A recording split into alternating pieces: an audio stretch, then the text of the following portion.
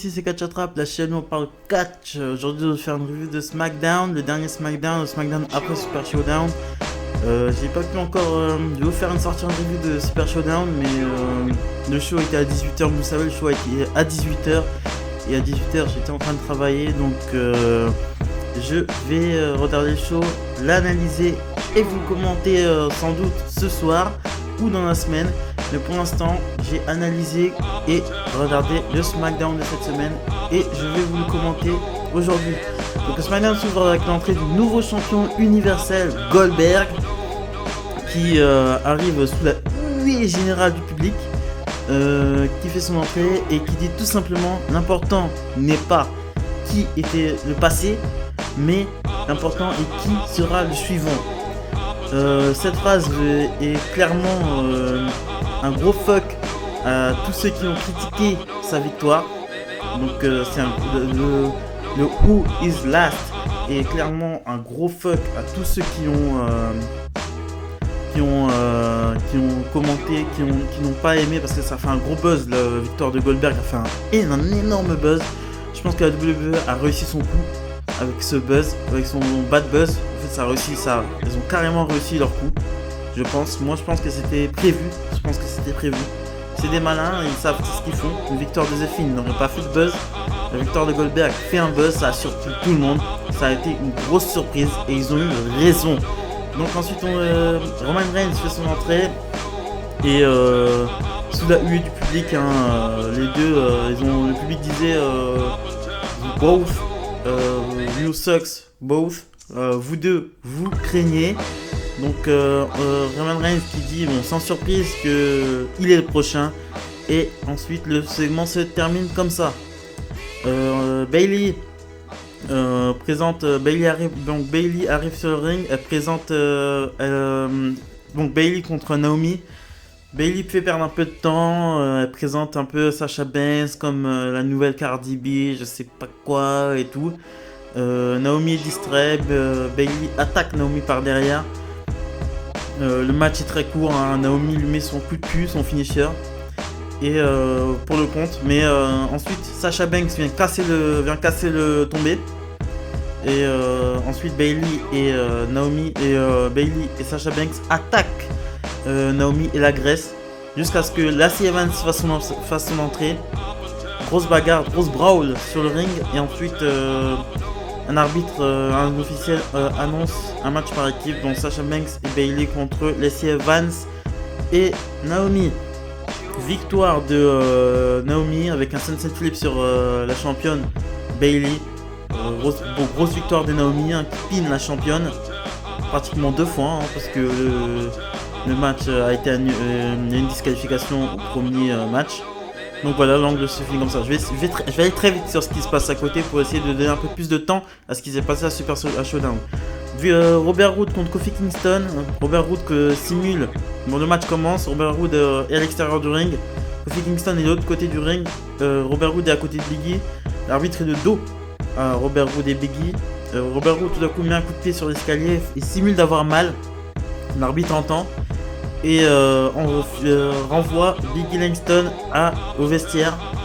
Le match continue et victoire de Robert Roode, grosse victoire de Robert Roode sur Kofi Kingston avec un roll-up. Kofi Kingston qui a été distrait par Dolph Ziggler, et tout ça. Donc grosse victoire de Robert Roode sur Kofi Kingston.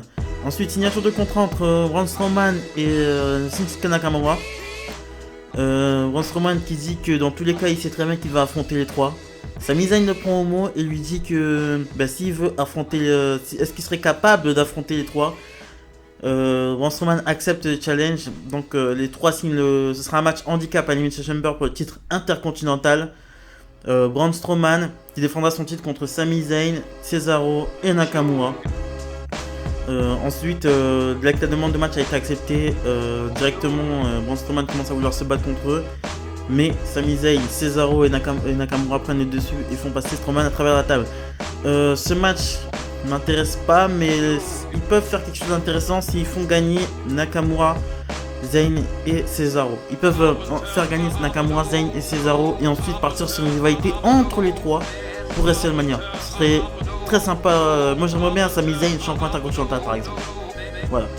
Ce serait ou un Fatal 4-Way pour WrestleMania. Là franchement ils ont. Là il y a un bon truc là. Ils peuvent jouer un bon coup là.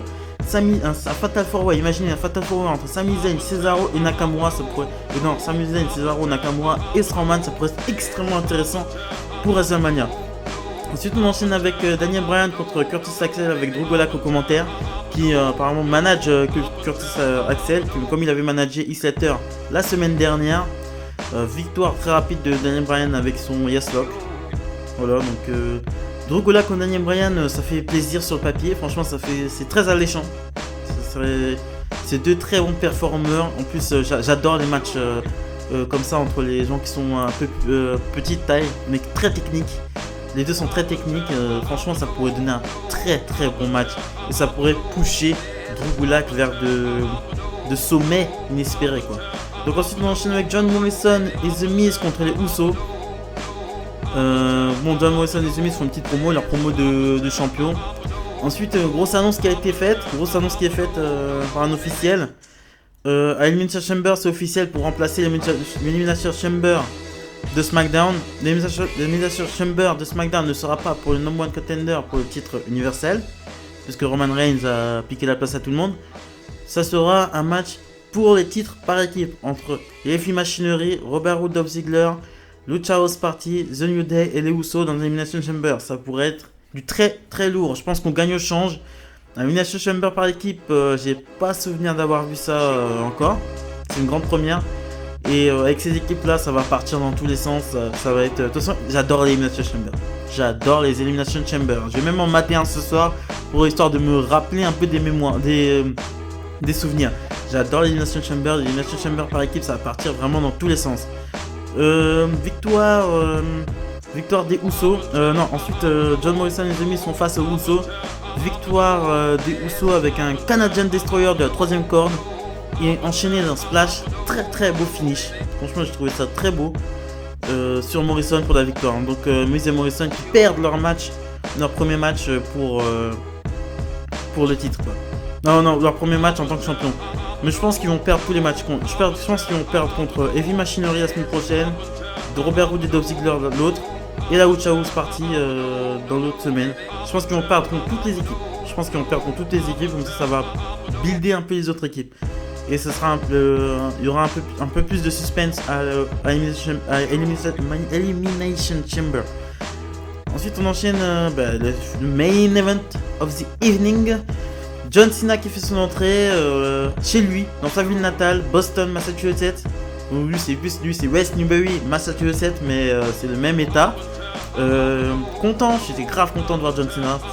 Il a maigri et j'ai l'impression que quand les gens maigrissent, on voit qu'ils ont pris de l'âge. On voit que quand il était un peu plus costaud, on voyait pas qu'il avait. Là, il a un peu vieilli. Je trouve qu'il a un peu vieilli, John. Et en même temps, dans la soirée, on passait beaucoup de clips de ses.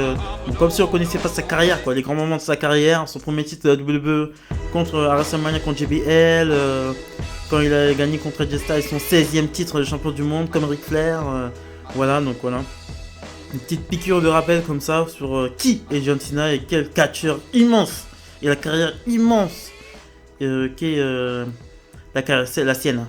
Donc John Cena arrive et il dit en gros que il sera toujours une star de la WWE avant tout, mais qu'il ne veut pas prendre la place d'un autre catcheur qui a bossé toute l'année pour atteindre WrestleMania, pour espérer avoir un match à WrestleMania. Il dit que c'est pas normal qu'il lui vienne et ait son match à WrestleMania alors que les autres galèrent comme des chiens et n'ont pas leur match. Ensuite il repart. Il dit que c'est pas un adieu mais c'est un au revoir. Donc il repart. John Cena qui était très ému pendant sa promo. Voilà, qui était très ému. J'ai beaucoup aimé sa promo. Ça m'a fait un peu un petit point au cœur quand même. Parce que John, c'était mon premier catcheur préféré. Et j'ai toujours aimé John Cena. Je m'en suis jamais caché. Il m'a jamais saoulé. Franchement, Roman Reigns m'a déjà saoulé. Mais John Cena m'a jamais saoulé. Je le trouvais extrêmement charismatique. Au micro, c'est une machine. Le ring, son in-ring, franchement, au début, oui. Son enchaînement avec le FU à la fin, ok, vas-y. Mais quand on lui disait qu'il savait pas, quand on lui a dit qu'il savait pas catcher, il s'est amélioré. Il nous a sorti des moves. Il s'est sans cesse renouvelé. Et j'adore John Cena. Donc ensuite, voilà, il part, il se retrouve sur la rentrée. Il fait son salut militaire et tout d'un coup les lumières se tamisent et se finissent par s'éteindre. Et ensuite on se rallume et on voit The Fiend derrière. The Fiend apparemment qui a oublié son titre, qui demande pas de rematch, bref.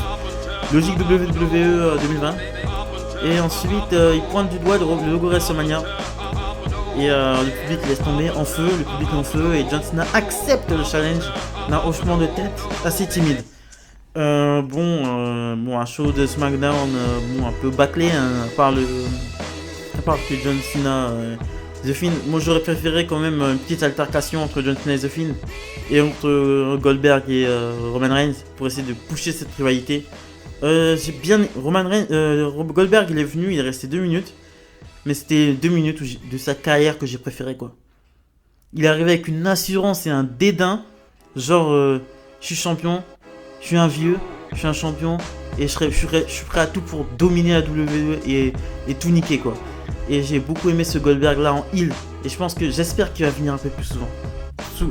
En heel comme ça, j'aime beaucoup Goldberg. En heel là, comme ça, je crois que c'est son premier heel turn. J'ai pas souvenir qu'il a été heel. Mais là, franchement, j'aime beaucoup. 2 minutes, mais j'ai 2 minutes que j'ai apprécié, quoi. Il a sorti 2 phrases, mais j'ai beaucoup apprécié ce qu'a fait Goldberg. J'ai énormément apprécié ce qu'a fait Goldberg. Et j'espère qu'il viendra un peu plus souvent pour builder cette rivalité contre Roman Reigns. Vous savez, quand on a des petites rivalités comme ça, des grosses rivalités comme ça, on sait que le match va pas durer longtemps. Mais si ils peuvent au moins nous donner, est-ce que Goldberg peut nous faire ce cadeau d'être là un peu plus souvent et de nous donner une grosse rivalité, pas à WrestleMania, pas un gros match à WrestleMania, mais une grosse rivalité. C'est juste ce que je demande. Ça me dérange pas qu'il soit champion, ça m'arrange même. The Fiend, je peux pas. Les gens le comparent à Undertaker, mais je vois pas d'où. Undertaker, c'est d'Undertaker. The Fiend, moi, me fait plus penser à Kane, perso. Il me fait pas penser à Undertaker. Undertaker, c'est quelqu'un de unique en son genre. Et non, personne ne peut être comparé à Undertaker. Et personne ne pourra être comparé à Undertaker. Sa légende, personne ne pourra. Parce qu'il y a des choses qui se sont faites avec l'Undertaker, comme la streak. La streak au début, voilà, il a fallu quand même 10 ans pour se rendre compte que Undertaker ne perdait pas à WrestleMania. Voilà. Il a fallu quand même. C'est des choses comme ça, des choses qui ne sont pas préméditées en fait. Personne n'aurait pu préméditer qu'il a gagné 10 fois à Mania avant la streak. Voilà, c'est des choses comme ça. Donc moi, ça me dérange pas que Goldberg soit champion, mais une bonne rivalité. On sait que ça va être un match court, mais une bonne rivalité. C'est tout ce que je demande. Une bonne rivalité. C'est ce que je pensais de SmackDown du 28 février 2020. Abonnez-vous, likez, partagez. C'est très important pour le développement de la chaîne. Salut les amis!